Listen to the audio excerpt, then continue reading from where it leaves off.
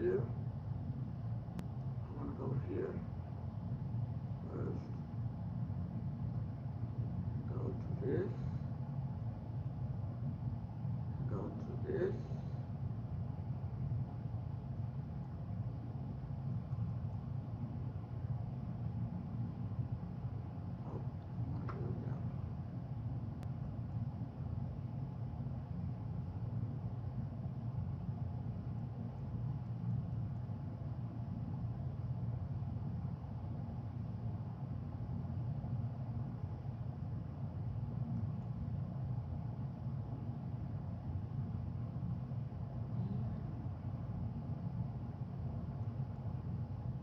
Good morning, good morning, good morning. Yesterday we talked about what a social worker is and what a social worker does. And there were a lot of things, and I hope you got a lot out of learning and doing and knowing what a social worker is and what a social worker does. And that's what your paper, your 5-page paper, written in APA style, should be about. If you're having any problem with knowing about APA or trying to get started with APA, please contact me and we'll go over it, because it needs to be in APA style. If you use references, and I'm hoping that you will use your include your references, your reference page, and all the things that you need to do for APA. Your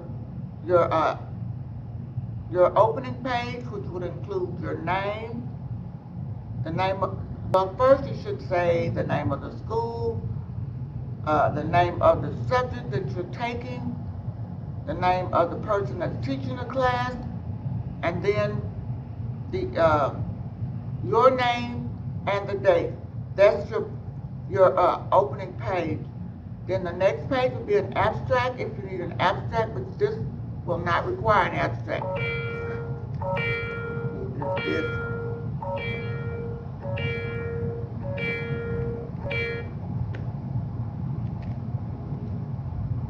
This paper will not require an abstract because it's a short paper. You'll just start with your introduction and go whatever you're talking about for the social worker, and who a social worker is can be summed up into the 5 pages. And if you got references someplace, make sure you include your references. What I want to talk about is the violence, victims, and criminal justice. And that's getting to be a big issue in social work right about now. What I'm thinking about this morning is the children that are being separated from their parents and put into these various places that are manned by the Department of Health and Human Services. And that's really not violence, but it's victims and it's criminal justice involved, because what's happening is these children are being it's traumatized, being taken from their parents, especially if they're young, like 2, 3 years old, and they will fall into this. And social work is going to be heavily involved in this, because when those children are released, they're going to remember, and it's going to bring back things if certain things happen to them, like pinned in and things of that nature. So they're going to need the help of social workers to help with the violence and all of that stuff that's being perpetrated on these children right now, because of the fact that they came across the border with their parents, and the government wants to criminalize the parents. So we're going to watch this closely. You all watch that closely and see what happens, and see what how social work could be or can be or should be involved in that portion of the government. And again, policy changes should come about. That's a good area of social work. There should be some policies made that would prevent this from happening in the future, because this is something that should not happen in the future concerning the young people that come across the border looking for asylum or looking for a better way to live. Violence, crime, and punishment in the United States. It says there are over 2 million people in prison in the United States, more than any other nation, and we imprison more than any other nation people for crimes that we consider are violent, and some of them are really non-violent, but these people are incarcerated. There are 666 prisons for every 100,000 people in the United States. No other nation has a per capita rate over 600. Over 7 million people fall under the U.S. criminal justice system, including parolees and probationers, and they go under the criminal justice system. Just because they get out, they are not eliminated from the criminal justice system, because as long as there are parolees or probationers, they will remain under the criminal justice system until they get off of parole or off probation. And some of these people will stay under the watchful eye of the criminal justice system. They will keep a watchful eye out for some of these people. There are theories involving the criminal behavior. It says individualistic theories. Individualistic theories of crime tend to be the most popular. Criminals are not viewed as societal victims, rather as individuals responsible for their behaviors who must be punished. They say that criminals are not a part of or not the victims of society.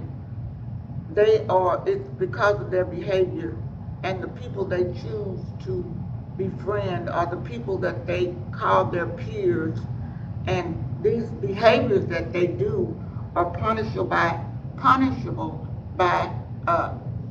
the laws that we have in society. I don't know if that's something that that's a thought, or if that's something that is done, because of the fact, sometimes I think people are victims and they become criminals because of victimizations of certain things. I may be wrong, and I probably need to do some research on that before I really stick to that opinion of that. There are sociological theories of criminal behavior. Sociological theories, by contrast, sociological theories of crime hold individuals accountable, but also suggest society and prison environments need to change. Structural problems such as poverty, inequality, and institutionalized racism, rather than personal, psychological, or biological problems, are viewed as the root cause of criminal behavior. And the sociological theories of criminal behavior is a big factor, because a lot of people who live in poverty do things thinking that this is going to help their situation. For instance, there's a mother who's in poverty. She lives in poverty. She's been in poverty all of her life. She's got 3, maybe 4 children. She can't feed her children, and the government only gives her a small portion of food stamps, so to speak.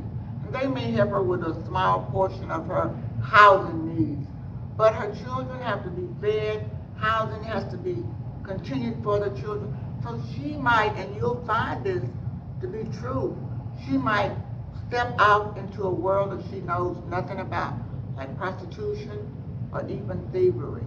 So a lot of that has to be looked at for when we have problems like poverty, inequality, when you have institutionalized racism, when people are just things are used against them because they are of a certain color or they are a certain race. Those things really hurt, because people tend to veer off the path when they don't have things that they need or things that help them with what they need. Then we have the theories of criminal behavior and social work. How does social work and criminal behavior work together? The person in the environment, again, and systems theory framework. We work with people in their environment, and it's a system that we work in.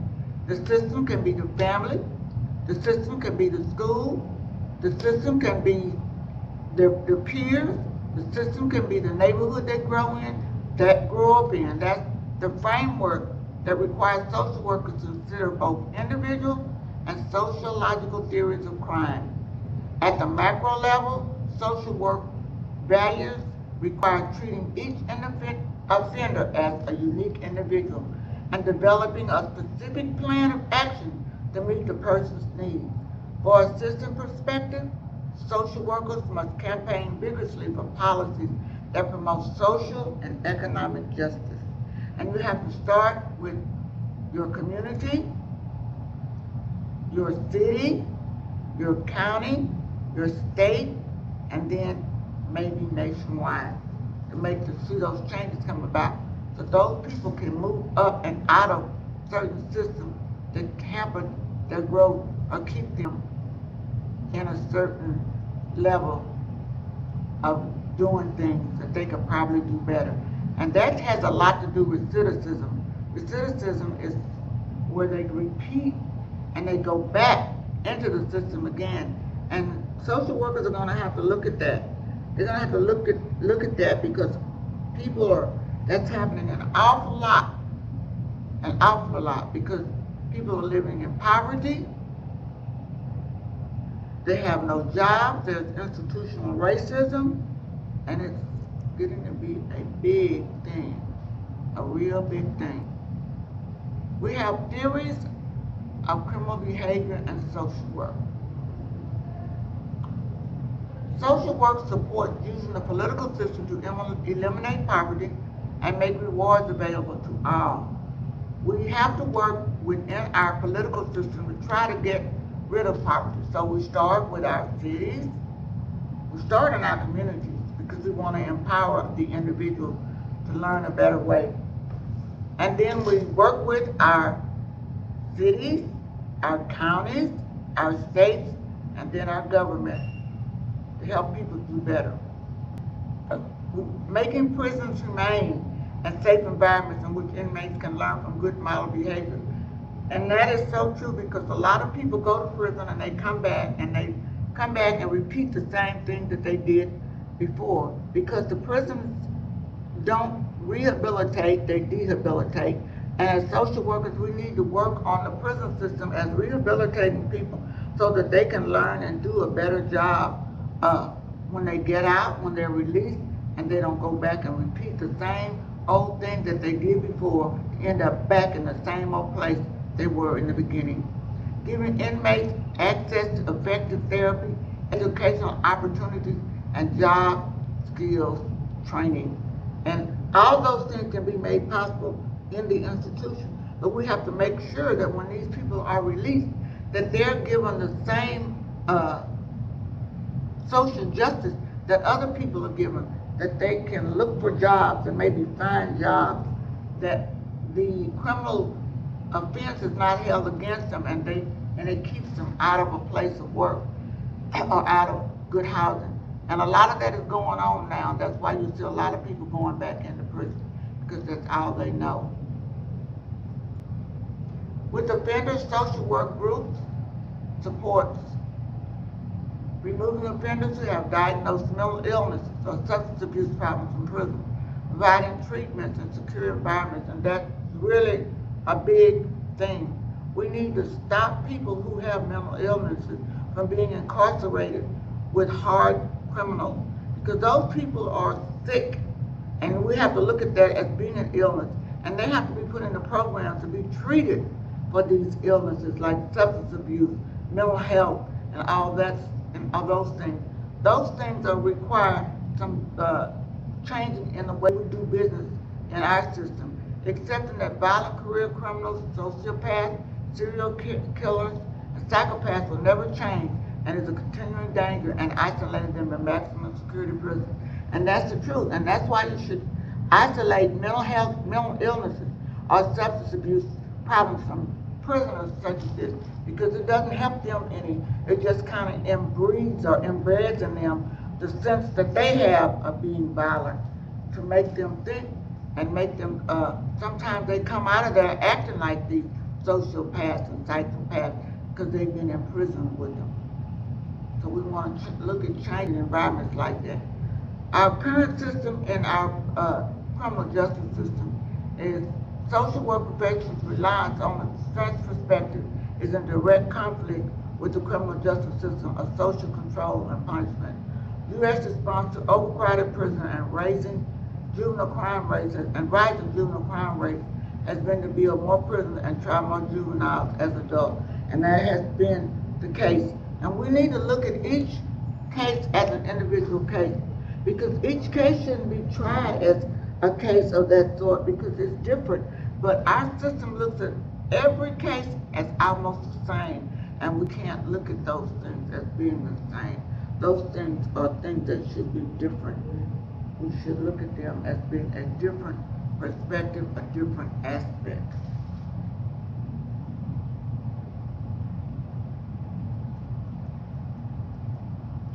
There is a racial imbalance in our system of criminal justice system. You'll find more people of color, and let's see, more than 60% of prisoners are members of a non-dominant group, and that's right. There are more people of color incarcerated than there are people who are of the dominant color. Institutionalized racism and racial bias in sentencing are two main factors that result in a disproportionate number of non-dominant group inmates. And that is so true. If you look at recently in what is the coffee place here now, that in New Jersey these two black gentlemen went in and they were waiting on a realtor, and what happened is the realtor was late, so they asked about using a restroom, and the person working there says, oh, well, you didn't buy anything, so you can't use the restroom. So what happened is when they didn't leave, she called the police, and the police went about it all wrong. And what they did, they arrested them, and it shouldn't have been that way. They should have looked at it at a more humane way, but they didn't. And that happens because of institutional racism. And now, because of this, this Coffee King, they're looking at changing the way they do business and how they do business. And so they're closing up, they've closed up 1 hour for so many months, teaching their people about racial injustice and how to treat people that are not of the dominant group, because a lot of people, they don't know how to treat the people of the dominant group. Last night on TV, there was this doctor who had a young patient. He was a young black patient, and how she degraded him and treated him. And that's what happens. And if he had become violent, he would have been possibly arrested. But she incited it and brought it on. And we have to look at things like that before we jump to or hop to something. We don't want people going around killing people, but we don't want people going around inciting people to make them do certain things either. Women in prisons. Okay, we have a lot of women in prison these days, and there are a lot of reasons why, a lot of factors. Females make up 6.8% of the prison population. Women are substantially more likely to be serving time for drug conviction. The needs of female offenders are different because of their disproportionate victimization from sexual and physical abuse and their responsibility to their children. They are different, but the government does not look at it like that. When they imprison, they are like the people who have been separated now from their children in prison. These people are separated from their children. There is one prison, and I can't remember the name of it. It allows children in. They fix room for moms and children. Children are staying at the prisons with their families, with their mothers. They're not being separated from mom. But that's not always the case, because if there are biases and things going on, or the way the system is set up, the women are not allowed to have their children. Children cannot be a part of the group.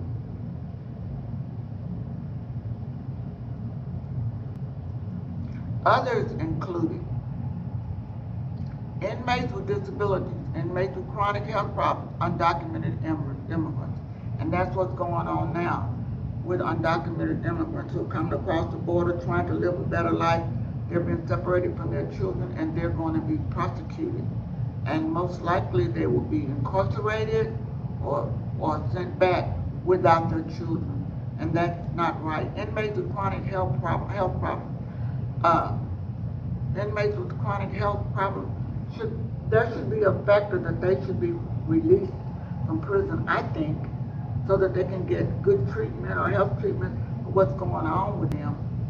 Inmates with disabilities, those inmates don't get the things that they need or that they should have because they are locked up and they are treated like any other prisoner, but they shouldn't be, but they are. And if you investigate the Texas prison system, you'll find out the same things, that they're treated like any other prisoner.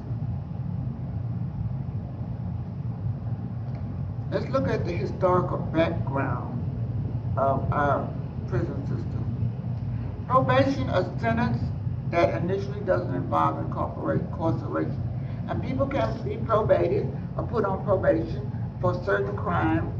And usually if they're not crimes of violence, or if it's drugs, if it's under a certain ratio or a certain poundage, then those people can be placed on probation.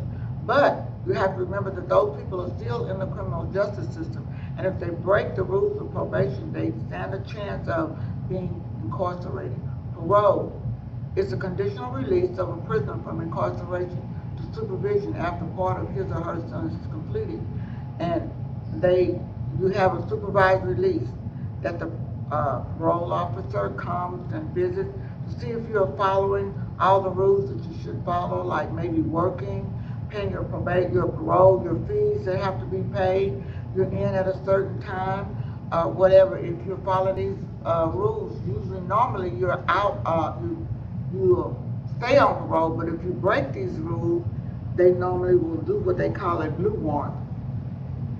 And this blue warrant is a warrant to pick you up, put you back in jail, and then what happens is this blue warrant sends you back to prison. First official juvenile court in Chicago was in 1899. We have one here. Judge Floyd Guest used to be our juvenile judge. I don't know if he's still that or not, but they have their own courtroom in the juvenile system on Morningside Drive. And it would be good if there was a time you could go out and visit and you could see how the juveniles are done here in East Texas. Due process introduced the juvenile justice system in the 60s, and it was that juveniles were entitled to due process like adults. Police social work and forensic social work, rehabilitation, diversion, and reintegration services. And this is really important. When someone gets out of prison, they need to be reintegrated in society, because as long as they've been locked up, things change, and they need to be reintegrated to know how these things have changed so things can be different for them. Practice settings. How should we practice in social work in these settings? Juvenile and family courts. The juvenile and family court system is intended to prevent delinquency, protect society by re-educating children who break the law, prevent abuse and neglect, protect children who are being abused and neglected, and strengthen and preserve families. And I used to be a part of the juvenile justice system here in Smith County. I was a juvenile social worker. I had to go to court with juveniles and stand before Judge Guest and to see that these juveniles that they would follow the rules and help strengthen their families so that their families could see that this child would stay out of trouble and wouldn't be standing in front of Judge Guest again, because in the event that they did, Judge Guest this next time would throw the books at them and he would be griping at me because of that I had not done my part to prevent the juvenile from being delinquent or try to help him get re-educated so that he won't break the laws again. And that was a very interesting job I had. I liked that job. I really, really did. And I loved Judge Guest, getting before him and advocating for my clients.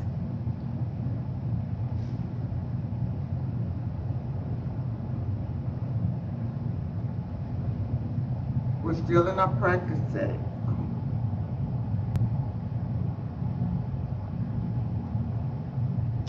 Juvenile correction services are provided to young people who have broken the law. Most adjudicated juveniles are sent to training school, some similar to maximum security prisons, and some to secure communities of houses or colleges. Adult correction. Social workers in correctional facilities write comprehensive cycle of social history, prepare reports for parole board, administer treatment programs for sex offenders, alcoholics, and addicts. Social workers also advocate for prisoners' rights, and they do these things.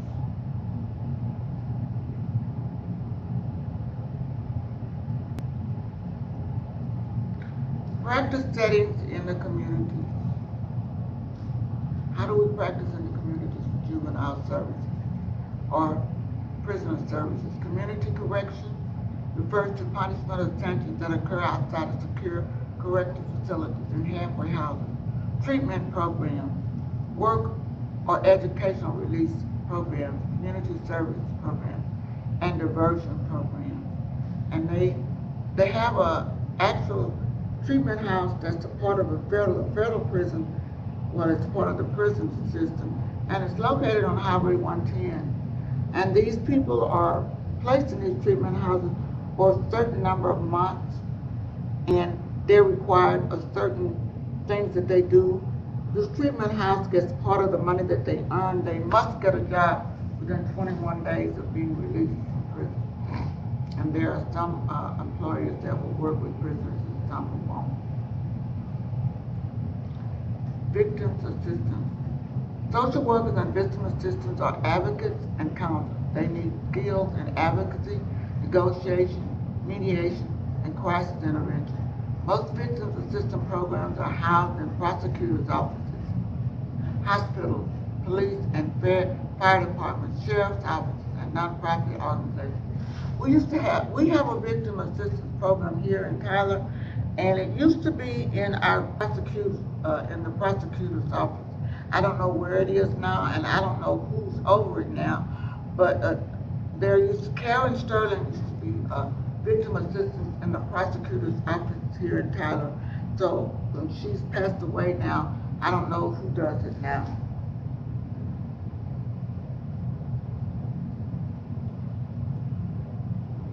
Juvenile offenders.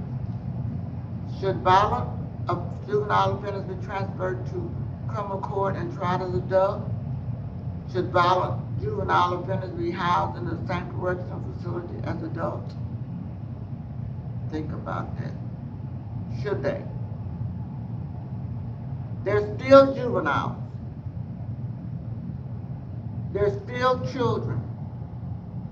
They might have committed violent crimes, but they're still not ready for adult life. And a lot of that, when juveniles are put into adult situations, it traumatizes them sometimes. There's trauma. And so that really needs to be some thought put to that. Violent juvenile offenders should have a place for violent juvenile offenders. They should not be housed with adults. They should not be transferred to adult court. They still should be tried as juveniles, but given a harsher sentence. And as social workers, we might need to advocate for such things going on, or the changes might be forthcoming. I don't know if they will or will not. I hope so. Crime and mental illnesses. 20% of inmates in jail or prison are in need of psychiatric care, and that is true. Most of the people who do crimes are mentally ill. And if they go before a court, the court usually says that there's nothing wrong with them. And normally it is. Most time it is. As many as 70% of juvenile offenders suffer from mental disorders. Juvenile offenders who are mentally or ill rarely receive proper treatment. They don't get it. They really don't. Social workers advocate for the rights of mentally ill prisoners to receive treatment, and they should. That would make them better, so when they're released, they don't get out and do something worse than they did to get themselves in the first time. Victims' rights. Victims have rights. They have rights. If somebody's been victimized, they have a right to, that should be something, their primary right to change that. Victim rights must receive timely notice of any release. They should escape or public proceeding involving the crime that they were a part of. But sometimes our systems don't do that. But they should give that victim a notice that Mr. Brown is being released today, and that victim has a right to speak up. They give them a timely notice. Victims must not be excluded from such proceedings. They shouldn't be. They should be excluded in this to speak up and have their right to say. Victims can consult with the prosecutor about important decisions in the prosecution and are to be heard. I did it. I'm fixing to quit. I'm through. We're going to the victims. I want you to look at this and think about the victims' rights as part of, and as social workers working in the prison system or with victim rights. As I stated, there was one here in Tyler. Her name was Karen Sterling, but she's now deceased, and I don't know who does it now. And they're usually housed in our prosecutor's office. So if you will look at this and think about these things as part of who is a social worker, what a social worker does, included in your paper, and use your references. Remember, if you're having any problems with the APA form, please contact me at the information I gave you. Have a good morning, and I'll talk to you all tomorrow.